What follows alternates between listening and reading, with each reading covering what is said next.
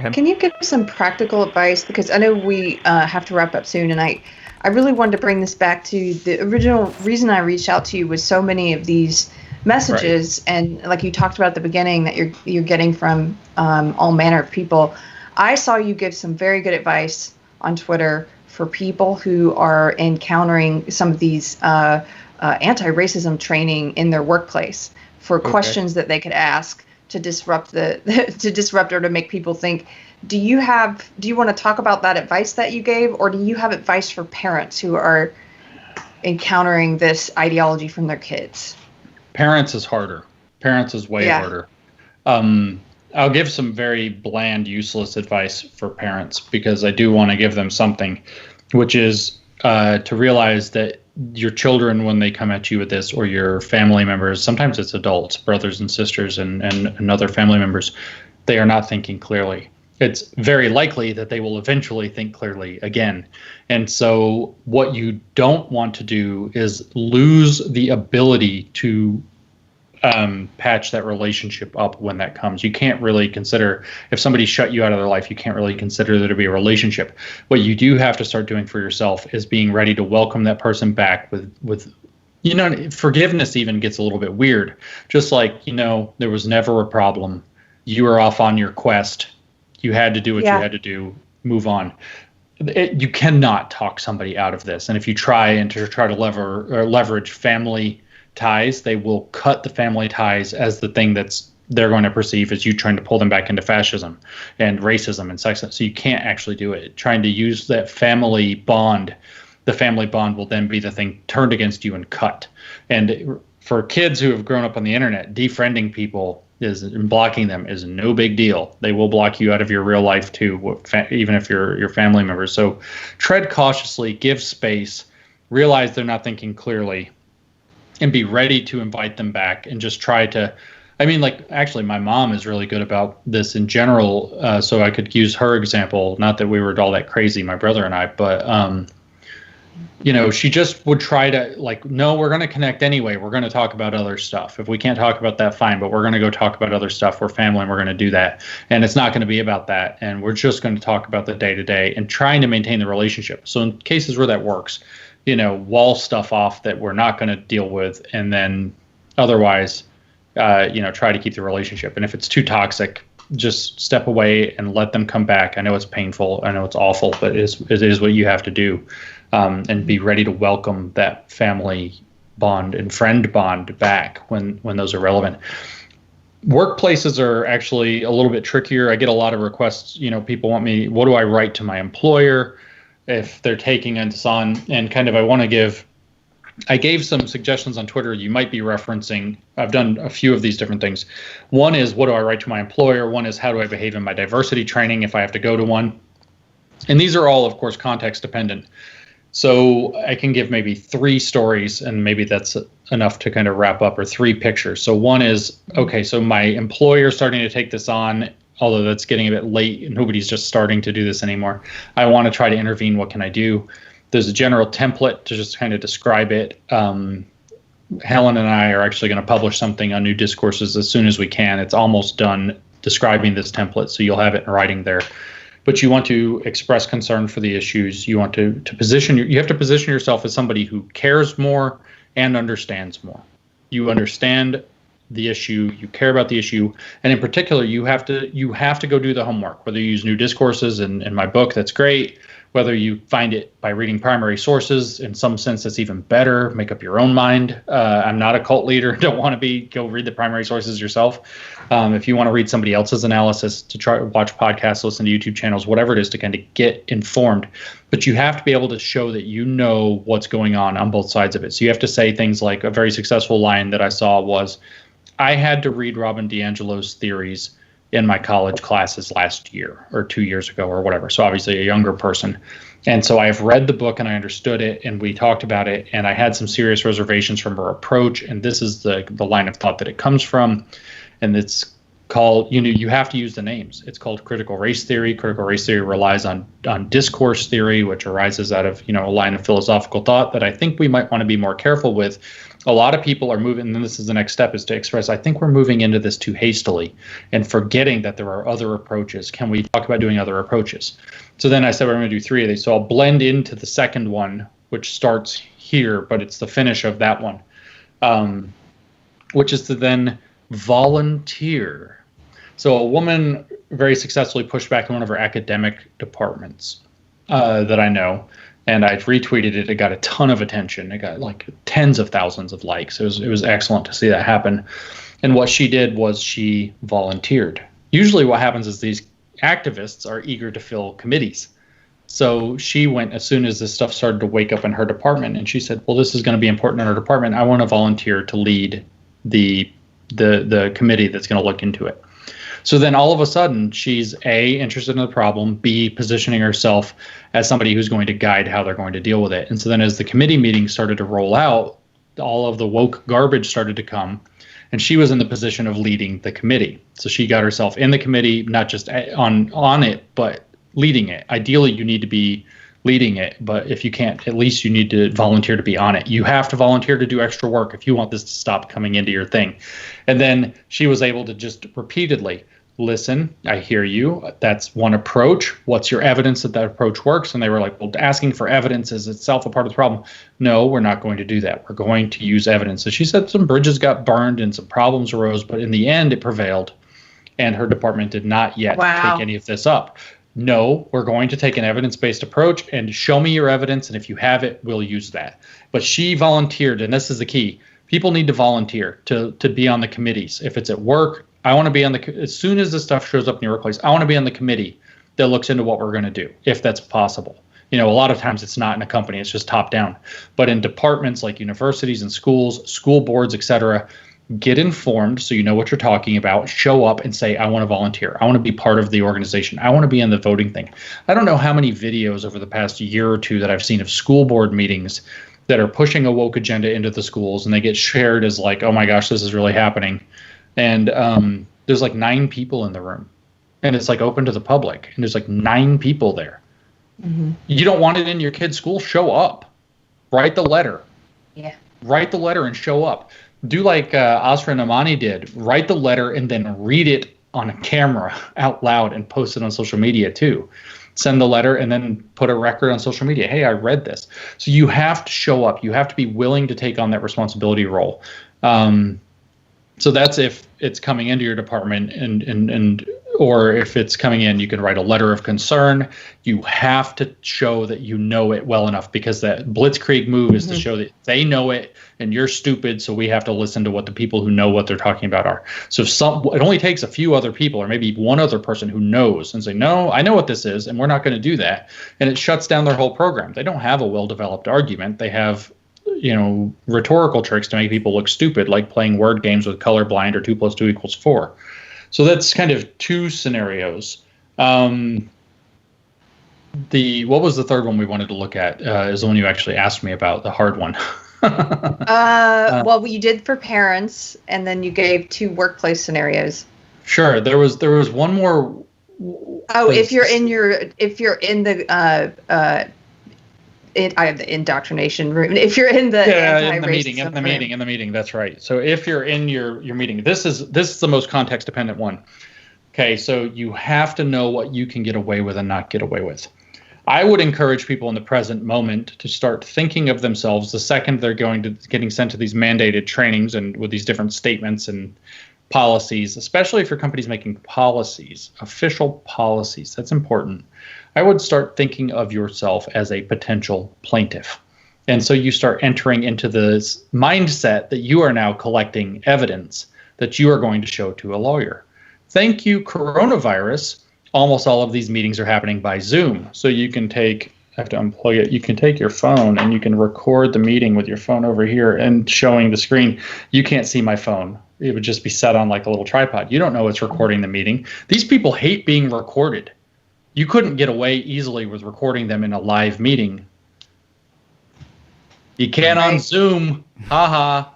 record that stuff and start thinking about your goal isn't necessarily to, it could be if you want to whistleblow on social media, or whistleblow by sending it to somebody with a big social media account. I would like say, hint, hint me, but I really don't want more of these. I've had thousands of them sent to me. But yes, that's a thing. Or you can think about sending them to your attorney. Because a lot of this stuff is compelled speech, legally actionable. Hostile working environment, legally actionable. This is discriminatory in many cases, legally actionable. Are you working in the government? Wow, this stuff looks like awfully religious in some ways. First Amendment. So start thinking of yourself as a potential plaintiff. Record the meeting secretly and start putting it on a drive somewhere that you're going to keep and be ready to show to somebody if something wrong happens. Now, if you feel like you can challenge it, which in these Zoom meetings, I've watched a few of them now that people sent me, it's like, holy, painfully boring. Like you get like 10 minutes of Q&A at the end, but mostly you just get ramrodded this like Peanuts teacher microaggression lecture for an hour and a half. If you have the opportunity to ask disruptive questions, the disruptive questions you have to steal from their playbook, which is deconstruction. You always point to the contradictions. You have to point out the contradictions. Wait, so if I understood this right, anti-racism actually is something that makes white. I have a choice between racism and anti-racism. Is it? So that's correct, and it's good to be anti-racist. But if I understand interest convergence correctly, me choosing to be anti-racist is in my own interest and deflects attention from racism. So isn't it racist of me to choose anti-racism? When you point out the contradiction, of course. Good. You are probably going to get fired for this because these people get pissed off when their stuff is exposed, and they will go report you to HR, and HR doesn't want an incident. So I'm not telling people to go do this like blindly. It's if you think you can pull it off and you want to try, take your own risk. But everybody else who sees you do that is like, huh. Plus they see somebody stand up to it, and they see the contradiction that they might not have saw otherwise. Yeah. And so that's a thing. That's the thing. And these contradictions, like spend some time working out where they are. People send them to me now all the time. They're like, hey, isn't this a contradiction in this? They're everywhere. It's internally contradictory all over the place. So work out a few. And when the moment arises, they bring up the thing. You can say, well, but isn't this, an example of whatever? There's good ones within microaggressions. There are good ones within anti-racism. Good ones within systemic racism, and good ones with whatever you want. And so you point that contradiction out. And just, you want to do it, though, mind your tone. Don't be a jerk. It's not that you're trying to disrupt the meeting specifically. It's actually that you want to get the person to explain more to where it looks like that they're, it's like when the Jehovah's Witnesses come knock on your door and you take them off script, and then they're like, we have to go back to the leaders to find that out for you. Some other time. Yes. It's like you want to get those them off script is key. That's key. And that's a great ending point, I think, or a great bit of advice for people, because they're just repeating the phrases. They're just, as you know, they're repeating the magic words, the tenets. But when you point to one of the contradictions, and especially if you do so in the way you're describing in this, like, I really want to understand, help me understand this part, then the more they talk off script, it's going to reveal. Carter and I have noticed there's an old, I hesitate to say friend, a work colleague of mine who has just been through one of these trainings at Warner Media Group. He's a senior vice president at Fullscreen, which is a Warner company. I haven't heard from this guy in years, but he just took it upon himself to come to my page and start calling me a white nationalist, white supremacist and stuff. And he's a white guy. And because it's been filtered down from the academics, which has that veneer of like credentials and authority, it's been filtered down to this idiot in his workshop. And now, like, I got him to admit that this belief system is about teaching people that the best way to operate in the world is to judge people and treat them differently on the basis of race. And he outright said that. He took all the academic veneer off of it, and he's like, we must treat people differently on the basis of race. I'm like, thank you for saying that's exactly what it is, but there's so much obscuring that truth. Right. But I kind of, you can get people to admit these things, and if he's admitting that in front of a room full of people, then you can only imagine that there are people in that room who may have doubts about it, that it helps to wake them up. It's like, wait a minute, am I on board with an ideology that's about treating people differently on the basis of race? Right. You can catch another good one is just to bring up like the simple, obvious answer. You can throw yourself under the bus a little bit and say, I've been trying to take this seriously, and now it's harder and harder for me to feel like I don't have to walk on eggshells around people in the office. And I thought that the goal of this was to create more psychological safety. What am I doing wrong? And just get into it.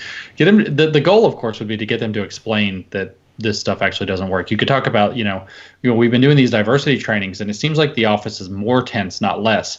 And maybe they're going to say something like, oh, it'll get worse before it gets better. But that's usually the sign of a quack when they start telling you that the medicine's going to make you worse before it makes you better. It's like, is this chemotherapy for our office? Is that what you're trying?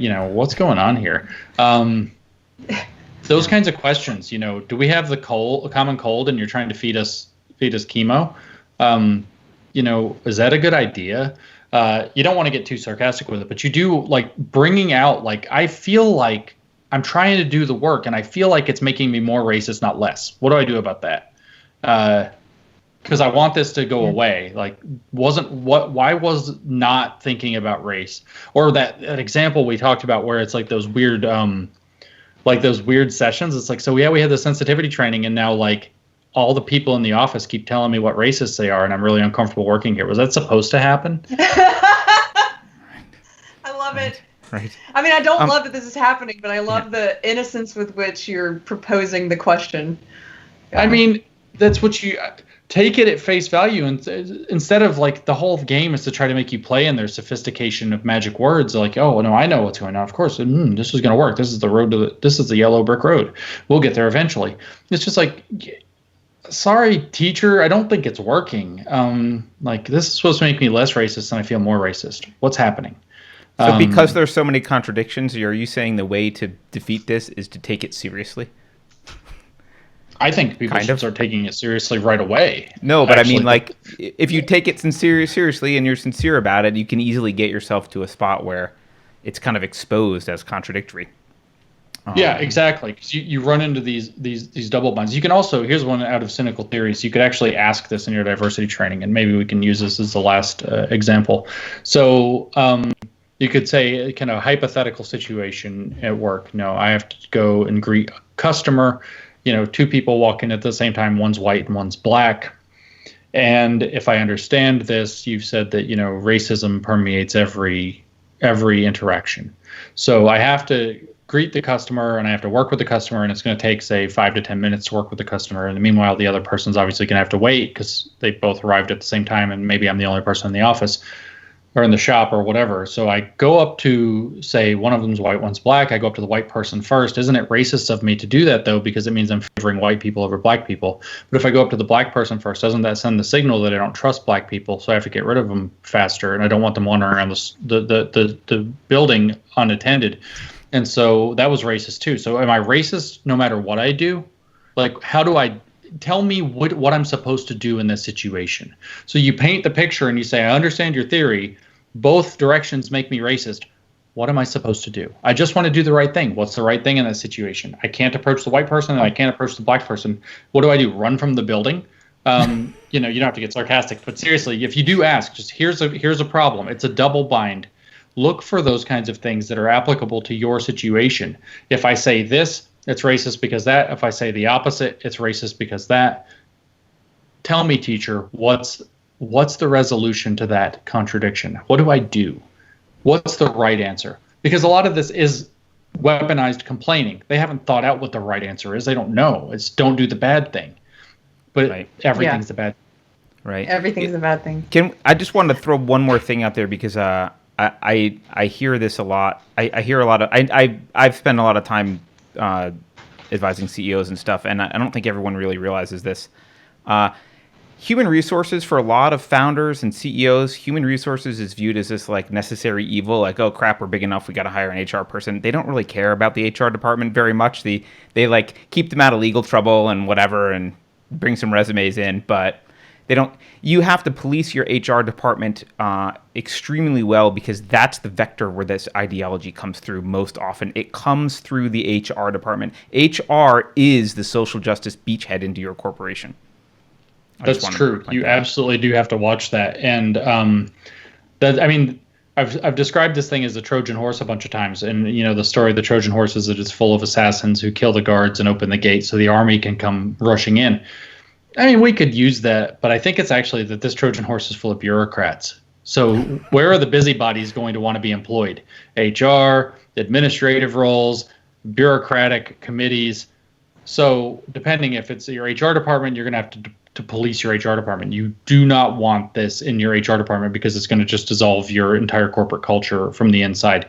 If it's administrative kind of committee roles, if you are also a person in that organization, so it's like, university committees or whatever, volunteer to be on the committee. Go get in their way, because the activists want those are the coveted roles of the activists. And getting in their way is absolute. How many people are rushing to go be on the diversity board at their university who don't believe in the diversity theory? Why not? Why not fill the diversity board with people who have a different view of diversity? And when that doesn't work, raise a stink, because they're going to try to get rid of you. So volunteer for those committees that nobody wants to do them, but get in their way. And if you're in a corporation, it's like, I can't urge you, strongly enough, if you're a CEO listening to this or that ever hears this, you do not want your HR department to go woke, because you will not win. You will now, letting your HR department go woke is setting up a mob shakedown in your organization until it's done, until you're giving your job over to somebody and everybody else is giving their job over. This thing really is a mob shakedown, and because it uses oppression as the thing, the ante keeps getting kicked up the ladder to whoever claims the most vigorous oppression thing. And I can tell you right now, if you're the CEO, it doesn't matter if you're white, it doesn't matter if you're black, it doesn't matter if you're male or female, it's not you. Yep. You are in the way, you have the coveted position, and they will come for you before long. Yeah, and they'll destroy the company along the way, because they don't care about that. Right. They don't care at all about it. I mean, here's the double bind there. For that, not a double bind, but the double win. They win either way. If they can't take your company over and it collapses because they tear it apart inside, it's just one more racist company that bit the dust. Problem solved. If, however, they take it over, it just becomes a woke organ. So it becomes something that does their bidding, or if it wouldn't do their bidding, it gets stamped, can't be re-educated. And when it collapses, that's a victory. You kill off the can't be re-educated thing. It's literally the cultural equivalent of sending your company to the gulag.